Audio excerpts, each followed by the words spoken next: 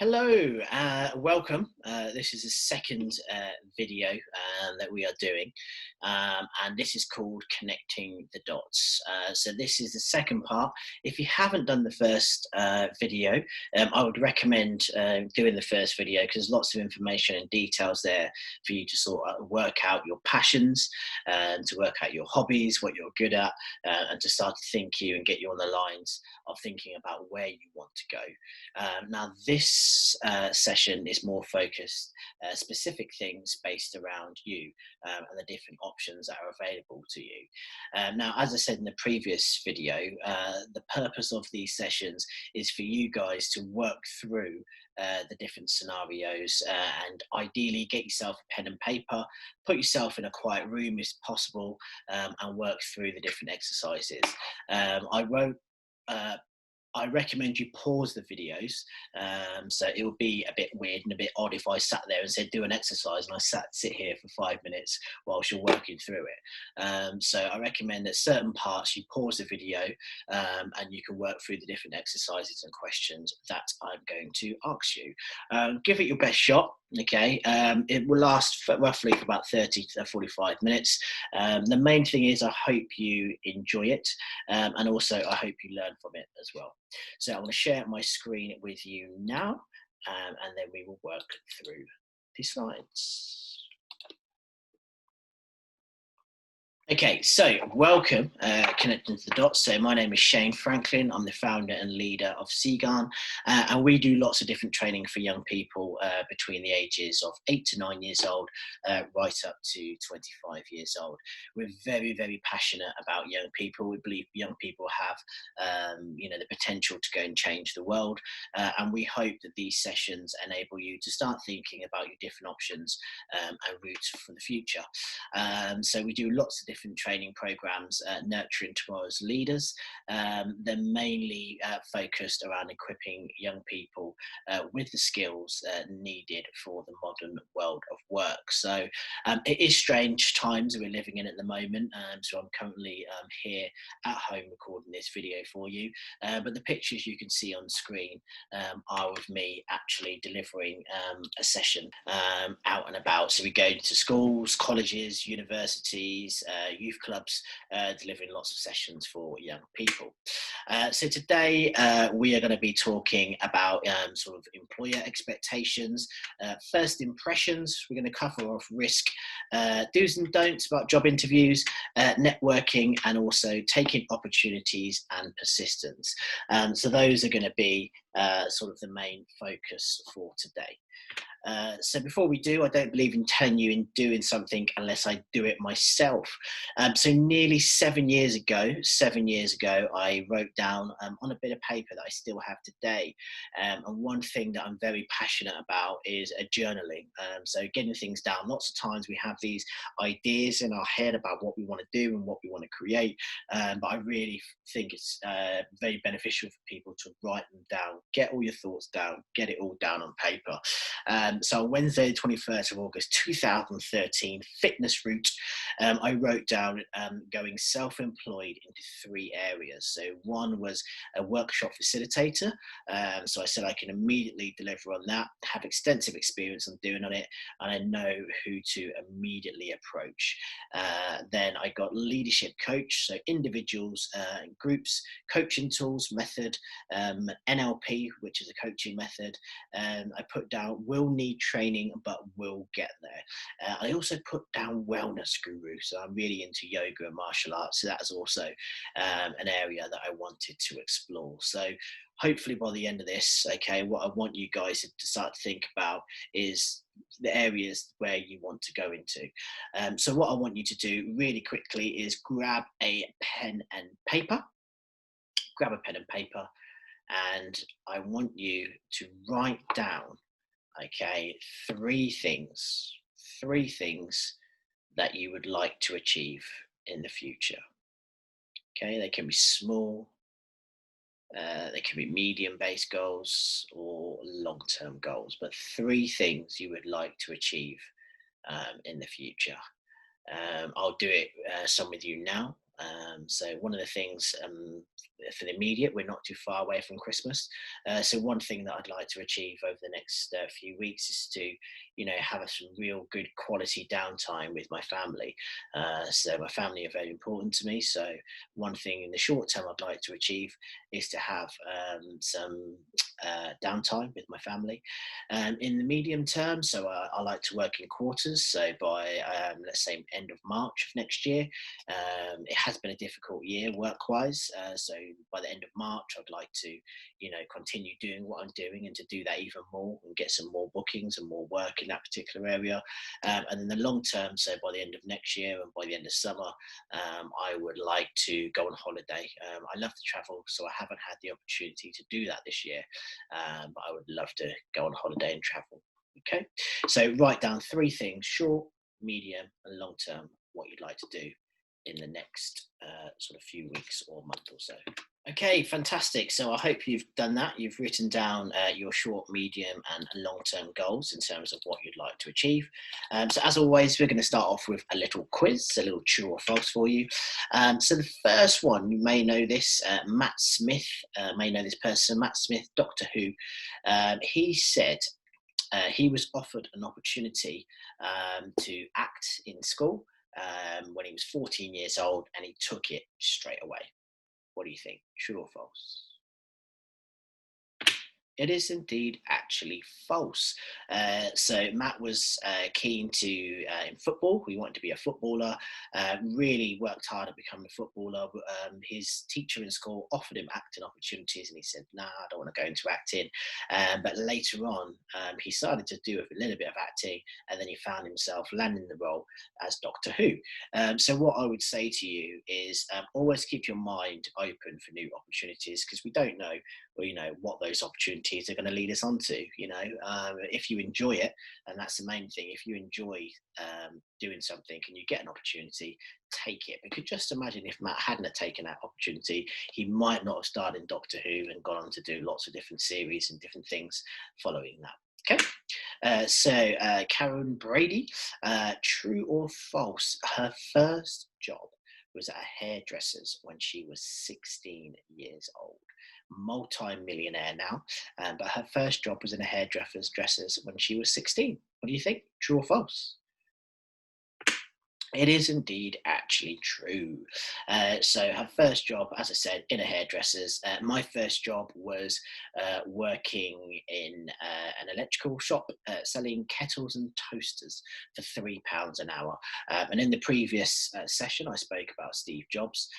And one of my favourite quotes by Steve Jobs is, "You can connect the dots backwards, but you can't connect the dots forwards." So I can see how the work that I'm doing now sort of help, the work that I'm doing now links back to that first job that I had when I was 16 years old, selling kettles and toasters. Because, selling kettles and toasters, you had to have certain skills. You had to be able to listen to what type of kettle or toaster people wanted.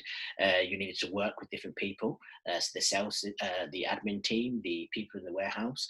You needed to have a basic on maths. So if there was a discount and they said to you, well, it's 10% off from £20, you need to know straight away that was £2 off. So you need to have basic maths skills, and you need to have a certain level of confidence as well. Confidence to go out to people and try and help them with what they're trying to get. And those skills, are definitely still applicable for me today. So, whatever the job is, whatever the opportunity is, if someone gives you it, grasp it with both hands. And Karen says, hard work will always bring opportunities. I'm a big, big fan of that. So Gary V has said that this generation of young people have the potential to change the world. True or false? It is false. He said this group of young people coming up will change the world. He's a big, if you don't know about Gary Vee, check him out. He talks a lot about young people and business and startup companies. Great person to follow. Have a look on him. And I do believe that this next generation, i.e. you young people, have the potential to go and create apps and to create some wonderful things that will go on to change the world. Opening doors. So we're going to talk a little bit about opening doors now. So when we're looking for jobs, okay, often lots of the times, okay, and we're thinking about employment, we often go on the internet. We can look on, Guardian jobs, or we can go onto LinkedIn if you're on LinkedIn. But there's so many different ways in which we can start to look for jobs and start to look for different opportunities. Now, if you're at an age where you're not quite old enough to work, there still are other opportunities that you can take advantage of. So, for example, I met a young person in the school the other day, and he was just 11 years old, and he was washing cars. He was knocking on his neighbours' doors with his dad, and he was earning £100 a week just by washing cars. Okay, so there's lots of opportunities out there for you guys. Okay, you're never too young to do it. What I would say is think outside the box. So look on your social network, speak to your family, friends, school, and local services, and do a quick introduction to yourself: who you are, what you want, why you want it, and when you want to do it. So your next activity, what I'd like you to do is to think about the type of job you would like to have, and I want you to then pause this, start to think of what the job is, okay, who you'd like to meet, okay, what you want to get from them, why you want to do it, and when you're going to do it. Okay, so pause it, give yourself a minute to think about that. Cool. So you should have now have on paper the job that you want to go for, who it is, what, why, and when. Okay, so start to think about that. Networking. Now, networking, they say there's the hidden job market. So the hidden job market basically is for people, it's for jobs that are available that are not advertised. Okay, and there are so many jobs out there at the moment, so many different opportunities, even for young people, even in the current situation with COVID.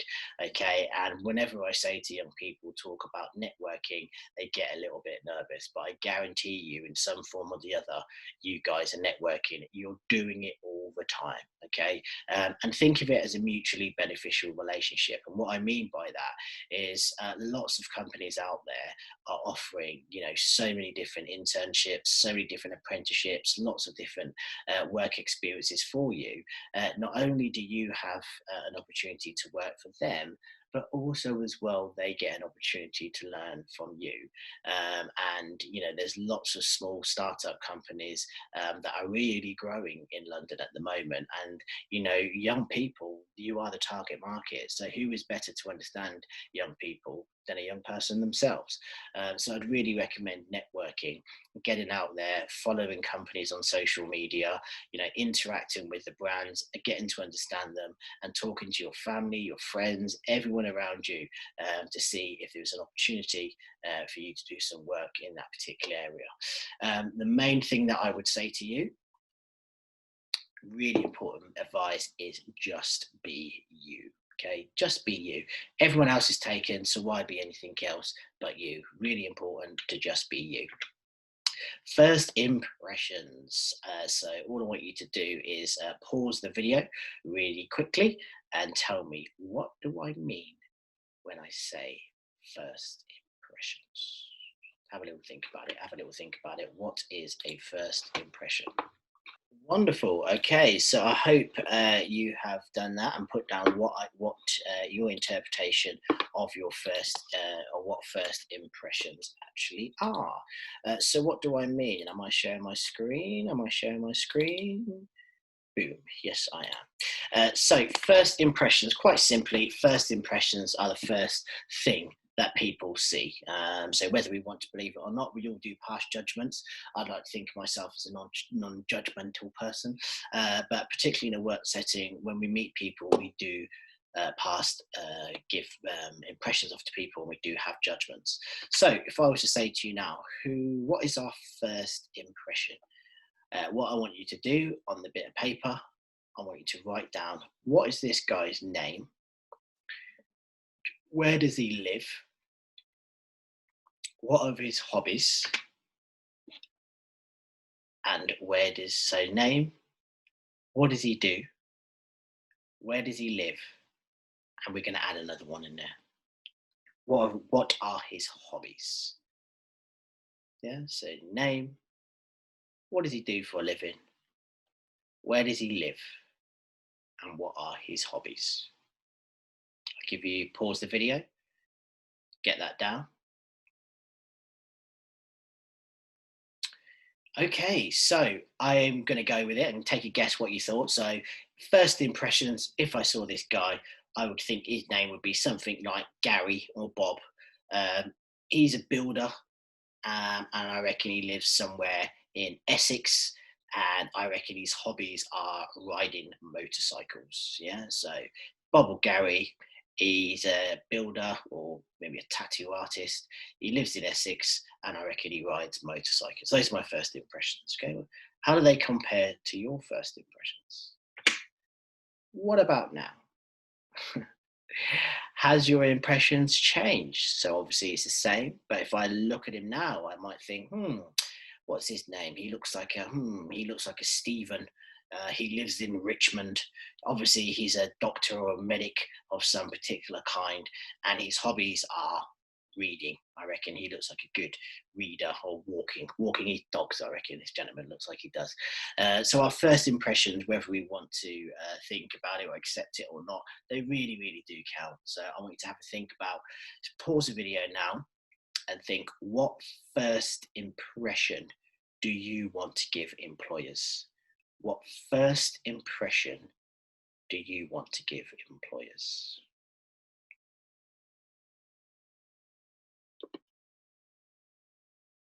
Okay, so I hope you paused the video and you got that down. So start to think about that, the first impressions, because as I said, I mean, look, if you work in a creative field, and this is you. I'm not saying there's anything wrong with having tattoos. There's nothing wrong with having a shaved head.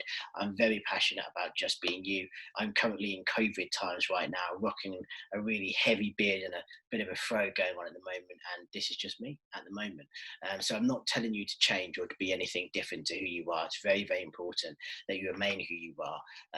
But just remember about the first impressions, particularly when going for job interviews or going for in school, university interviews and things like that. So what I want you to do now, again, please, please, please pause the video. I want to start to think about interviews. Oops, I want you to start to think about interviews. What I want you to do now is do a list of the do's and don'ts for interviews. So what do you think you should do at an interview, and what do you think you shouldn't do? So don't do at an interview. Okay, so pause the video and give that a go, please. Okay, wonderful. So I hope you did your do's and don'ts there about what you should do and shouldn't do for an interview. I'll go through a couple here with you now, and obviously the list is quite extensive. But some of the key things to do's are do be on time. That is quite a simple, one. But please do be on time. For me, there's absolutely no excuse whatsoever to not be on time. If it's going to take you half an hour to get somewhere, then give yourself an hour and a half to get there, particularly in London. In London can be crazy getting around, but give yourself plenty of time. If lots of the time at the moment for COVID, interviews are happening remotely. So even in a remote interview, sign on to, your Zoom account or your Teams account, 10 minutes beforehand, get yourself ready and make sure you're, ready to go at the time of the interview. Do think about how to dress. We've sort of spoken about that already, about first impressions. Do your research on the company, so you know what they're all about, and you know what they do. Do your research on the actual role as well, so know the role that you're going for, and do understand your experience. Okay, so do understand what you've got to give, and how you contribute to the company. Don't quite simply, excuse me, don't would be, speak over the interviewer. So let them, answer the questions. Okay. Don't blag it. If you don't know, you don't know. Okay. So just ask them a question. Do you mind repeating that? Or can you clarify that for me? The other thing is really important. don't lie. Okay, if you don't have the qualifications, you don't have the experience, don't lie about it, because you will be found out about it later on. So be honest, don't lie about it. The fourth thing is know when to speak, and then know when to be sort of quiet, so don't speak too much. It's a fine balance, and with practice you'll sort of get there as well. And I guess the fifth and final one would be, don't wait. Okay, don't wait for feedback. If it's gone a couple of days or 3 or 4 days and you haven't heard anything, don't be afraid to follow up. Okay, so those are the key do's and don'ts. Have a think. What other ones have you got down on there? Any ones that you think are more important, or you're not quite sure? What do you think? So I want to go back to the beginning, where I wrote down the three things, and I hope you've got the three things there in front of you as well. So at the beginning, I said I wrote down three things I really wanted to do. One was be a workshop facilitator, two was be a leadership coach, and three, sort of wellness guru. So over the last few years, there's a few pictures. I hope you can see them okay. There's a picture of me there delivering a workshop for young people at the Houses of Parliament. There's me in a school doing some random yoga pose there at Wellington College, so one of the top independent schools in the country. It's me doing a training course there with some young people in China, so I had the opportunity to go to China. And finally, me delivering an adult workshop for Barnet in London.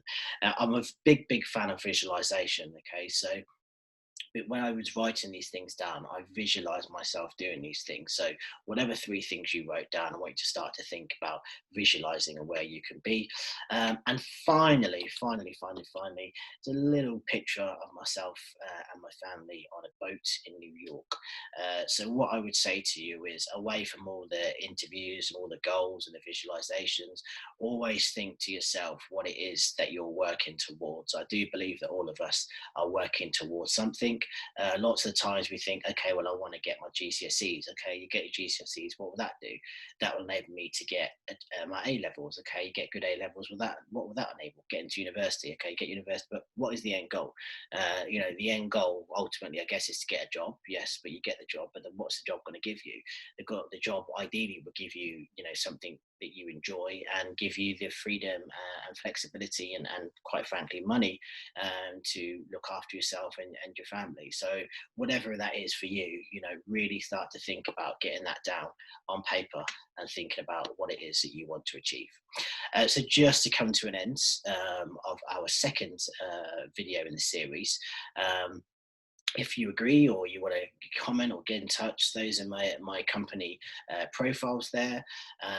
Thank you for your time. I hope you've enjoyed it. Please keep those bits of paper there, okay, and work through those exercises. Okay, the only way you're really going to gain the maximum from this is by working through these exercises. And we will be following this up with another video which will be coming out very soon. Thank you.